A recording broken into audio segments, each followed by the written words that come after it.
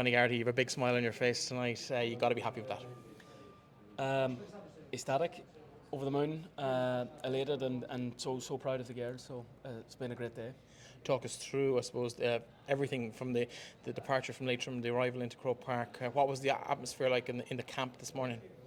Probably a few wee nerves about, but nothing major. There was an air of confidence. There was a calmness, and I think all of that, especially with the benefit of hindsight,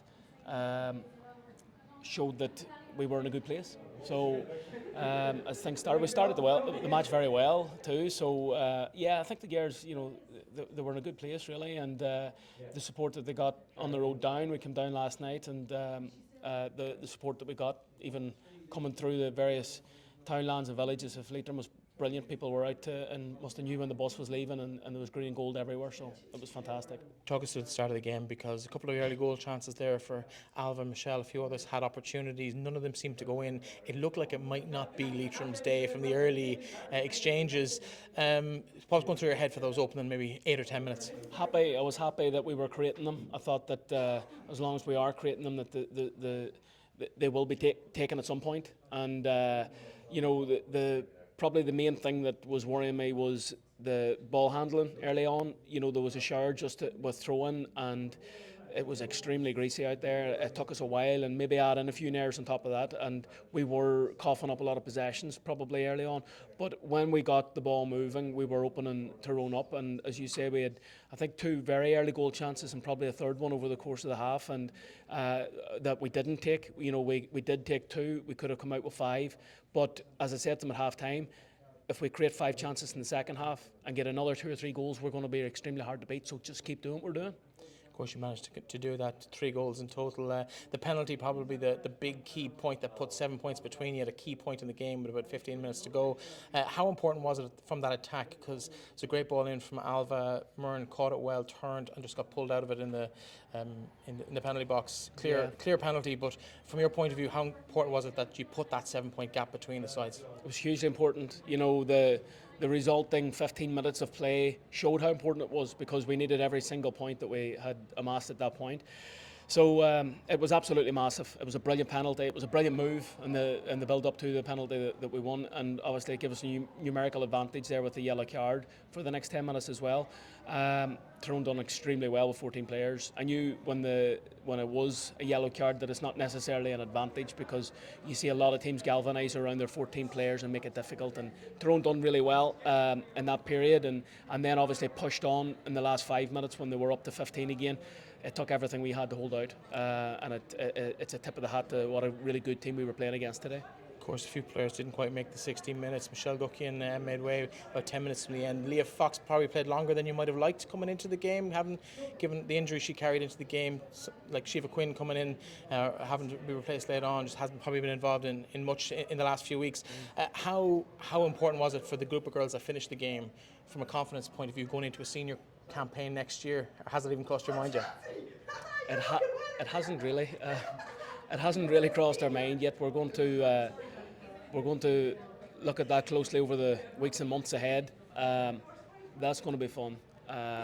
For now, look, we wanted to ensure that we were finishing strongly, as well as starting with, obviously talented footballers. We knew that the girls we would call upon were going to be strong finishers for us, and that we knew that if we could give them a strong base, a strong platform, that they would get us over the line, and so it showed. Leah, Brona, Molly, fantastic. There's a couple of girls maybe nearing the twilight of their careers, might be suggestions of retirements. They haven't said anything yet, but I'm sure they will be thinking about that over the coming days and weeks.